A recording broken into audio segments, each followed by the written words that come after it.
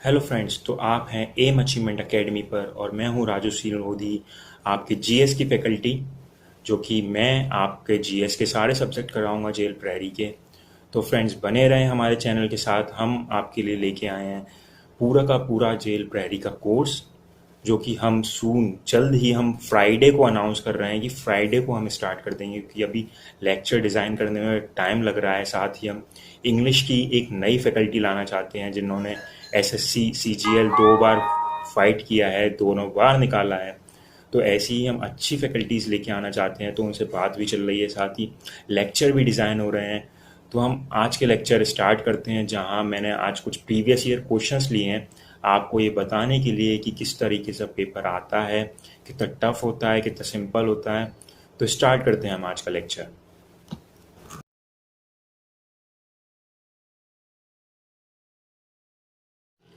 तो हम स्टार्ट करते हैं पहले क्वेश्चन से, जो कि है which of the following two organism is phylum platyhelminthes. तो इनमें से कौन से दो जीव हैं जो कि प्लेंटे हेलेमिनिथिस फ्लायम के हैं? तो वो है टैपवर्म और प्लेनेरिया।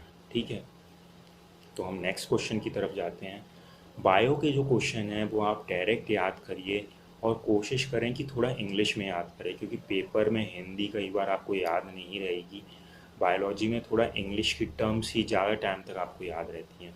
थोड़ा मुश्किल है बायो, लेकिन बायो एक बार अगर आपको याद हो गया तो बड़े बड़े एग्ज़ाम्स में आपको बहुत हेल्प करता है। तो दूसरा क्वेश्चन है, जो चूना पत्थर और जो सॉल्ट है, अगर उनको मिला दिया जाए तो उनको सेपरेट करने के लिए कौन सी विधि यूज़ होती है? ठीक है, तो वो है फिल्ट्रेशन करेंगे पहले अपन, फिर एवोपरेशन करेंगे। ठीक है। तीसरा क्वेश्चन है कि स्मॉल पॉक्स चेचक जो होता है उसका टीके की खोज किसने की? तो ये क्वेश्चन याद रखें, काफ़ी पूछा जाता है। कुछ और भी टीके हैं तो उनके भी मैं अलग से बता दूंगा कि कौन कौन से टीके आपको याद होने चाहिए। तो इसका आंसर है Edward Jenner. The structural and functional unit of nervous system, तंत्र की संरचना और प्राकर्मिक इकाई का नाम क्या है? तो वो है न्यूरॉन्स। ठीक है। नेक्स्ट क्वेश्चन है एनिमल हस्बेंड्री, पशुपालन में क्या क्या शामिल नहीं है, इनमें से क्या चीज़ शामिल नहीं है? तो आपको पता है ब्रीडिंग कराते ही हैं अपन, डिसीज़ कंट्रोल भी होता ही है, आहार भी देते ही हैं। खेती एक ही अलग है। ठीक है, तो इसका आंसर हो जाए खेती। नेक्स्ट क्वेश्चन है in conduction the particle of medium, चालन में माध्यम के कारण। तो कंडक्शन में होता है वाइब्रेशन। आप हमेशा ध्यान रखें, अगर इलेक्ट्रिसिटी कंडक्ट हो रही है तो वहाँ भी पार्टिकल मूव कर रहे हैं, वाइब्रेट कर रहे हैं, वहाँ पे इलेक्ट्रॉन्स हैं। लेकिन जब हीट की बात करते हैं, हीट कंडक्शन होता है, तो वहाँ पे जो पार्टिकल्स होते हैं जो उस मटेरियल के, वो वाइब्रेट करते हैं। तो only vibrate about their mean position, केवल अपने मध्य स्थिति के इर्द गिर्द कंपन करते हैं इसको ही। The process use to separate colour component, तो एक मिश्रण के रंगीन घटकों को अलग करने में उपयोग किया जाने वाली प्रक्रिया। तो आप हमेशा ध्यान रखें, जब भी रंग की बात होती है तो क्रोमो का मतलब होता है रंग, और क्रोमोटोग्राफी आप समझ ही गए होंगे। तो ध्यान रखें कि क्रोमो मतलब रंग। The length of vocal cord of women and man, तो पुरुषों और महिलाओं के वोकल कॉर्ड की लंबाई क्या होती है? वो यहाँ पे पूछा है, तो आपको पता होना चाहिए कि जो आदमी होते हैं उनके वोकल कॉर्ड बड़ी होती है, क्योंकि वो ज़्यादा तेज बोलते हैं इसी वजह से, और महिलाओं की छोटी होती है। तो इसी वजह से जो आदमी होंगे उनकी 20 mm मतलब कि ज़्यादा, और महिलाओं की थोड़ी कम। नेक्स्ट क्वेश्चन की तरफ चलते हैं। The ability of cell to divide into two equal daughter cell is called, एक कोशिका को दो समान अनुजात कोशिकाओं में विभाजित होने की क्षमता क्या होती है? तो ये होती है बाइनरी फ्यूजन। ठीक है, एक टर्म होती है फ्यूज़न। फ्यूज़न में दो से एक चीज़ बनती है, और फ्यूज़न में एक से दो चीज़ें बनती हैं। नेक्स्ट क्वेश्चन है the one atomic mass unit in kilogram will be equal to. तो आपको ध्यान रखना है इसमें, पहली बात तो किलोग्राम पूछ रहा है।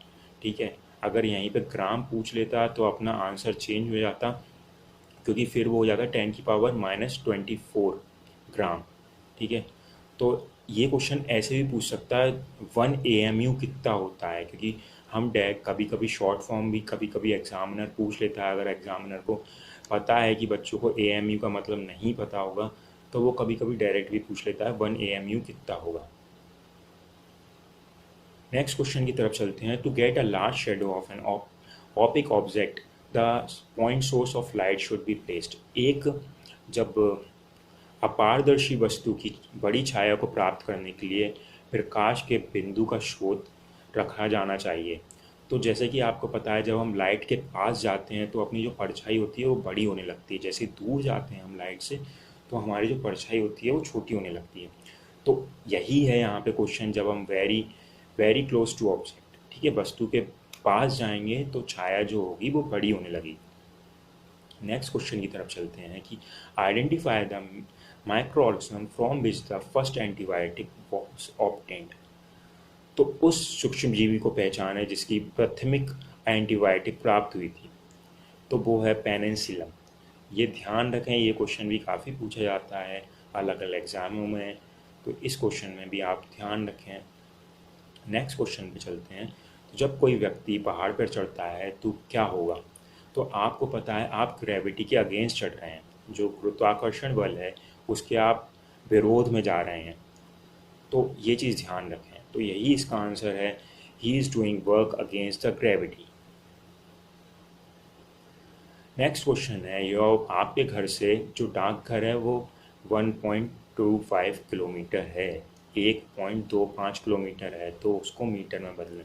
तो आपको पता है किलोमीटर को मीटर में कैसे बदलते हैं, 1000 का इंटू करते हैं, मल्टीप्लाई करते हैं और आपको आंसर मिल जाएगा मीटर में। नेक्स्ट क्वेश्चन है, which of the following energy conversion occur in electrical iron. एक विद्युत स्थिति में निम्नलिखित में से कौन सी ऊर्जा रूपांतरण होती है? तो आपको पता है कि हम देते हैं प्रेस को इलेक्ट्रिसिटी, उससे वो गर्म होने लगती है, हीट। ठीक है, तो इसका मतलब है electrical energy is convert into heat energy. Next question की तरफ चलते हैं। विच of the following is a chemical change. इनमें से कौन सा एक रासायनिक प्रतिक्रिया है, सॉरी परिवर्तन है? तो अपन को पता है अगर हम ग्लास को तोड़ते हैं वो कोई केमिकल चेंज नहीं है, आप ग्लास तोड़ दो कोई केमिकल चेंज नहीं होने वाला। साथ ही आप अगर सॉल्ट को घोल देते हैं तो वो स्टेट चेंज हुई है, कोई केमिकल चेंज नहीं है।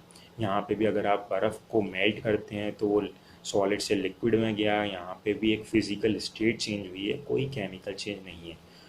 जो फोटोसिंथेसिस है वो एक केमिकल चेंज है, तो यहाँ पे फोटोसिंथेसिस आपका आंसर होगा।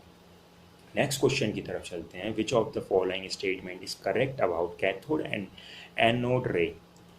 कैथोड और एनोड किरणों के बारे में निम्नलिखित में से सही कथन को पहचानें। तो जो पार्टिकल होते हैं कैथोड रेज के वो सारे वो सारे सेम होते हैं, ठीक है, ये ध्यान रखें। ये भी एक फैक्ट की तरह अब भी याद कर लें, बाद में मैं ये बताऊंगा कि कैसे ये सेम होते हैं सारे के सारे, ठीक है। नेक्स्ट क्वेश्चन की तरफ चलते हैं। विच of the following is incorrect about acid. आप जब भी इनकरेक्ट या नॉट ये सब वर्ड अगर देखते हैं क्वेश्चन में तो उस क्वेश्चन को ध्यान से करें, क्योंकि आप कभी कभी इसका ध्यान नहीं देते हैं और पहला या दूसरा ऑप्शन ही आपको मिल जाता है कि यह सही है, तो आप वो आगे के ऑप्शन ना पढ़ के सही लगा के निकल लेते हैं। तो ऐसी गलतियाँ ना करें। तो यहाँ पे acid are substance which contain hydrogen ion. तो हाँ, H+ होता है एसिड में, बेस में होता है OH-। Asset turn red into blue, ये स्टेटमेंट गलत है यहाँ पे, क्योंकि एसिड जो होता है वो ब्लू को रेड में चेंज करता है। आप इसको याद रखें ABR से, A for acid, B for blue and R for red, ABR, ठीक है। तो आप अगर एसिड का याद कर लेंगे तो बेस का आपको अपने आप याद हो जाएगा। साथ ही जो एसिड होते हैं वो खट्टे होते हैं और जो बेस होता है वो बिटर होता है, कड़वा होता है। तो हम नेक्स्ट क्वेश्चन की तरफ चलते हैं। Plant use nitrogen which is present in soil to prepare. पौधे मिट्टी में उपस्थित नाइट्रोजन का प्रयोग क्यों करते हैं, किसको तैयार करने में करते हैं? तो वो करते हैं प्रोटीन तैयार करने में, ठीक है। नेक्स्ट क्वेश्चन की तरफ चलते हैं, जो कि हमारा आज का लास्ट क्वेश्चन है।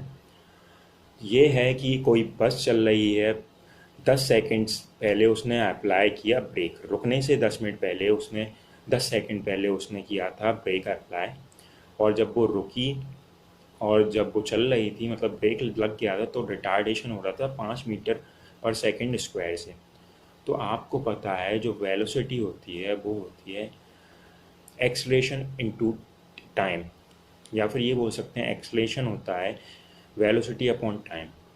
हम यहाँ से डायरेक्टली निकाल लेंगे इसको, ना कि कोई फॉर्मूले बिना लगाएं, कि सीधे वेलोसिटी एक्सलेशन इनटू टाइम कर देंगे हम। तो 10 × 5 कर देंगे तो हमारा डायरेक्ट आ जाएगा 5 मीटर/सेकंड। तो फ्रेंड्स, ऐसे ही मैं आपके साथ क्वेश्चन भी लाऊंगा। अभी 2-4 दिन तो मैं आपको क्वेश्चन ही पढ़ाऊंगा। फिर उसके बाद हम लोग फ्राइडे से नए बैचेस स्टार्ट कर रहे हैं जेल प्रैरी के। तो आप जुड़े रहें, चैनल को सब्सक्राइब करें, और सारे के सारे सब्जेक्ट हम यहीं पे पढ़ाएंगे आपको। इसी प्लेटफॉर्म पे आपको सारे सब्जेक्ट मिल जाएंगे। तो फ्रेंड्स, चैनल को सब्सक्राइब करें और वीडियो को लाइक करें और बने रहें एम्स अचीवमेंट अकेडमी के साथ। Thank you, good bye.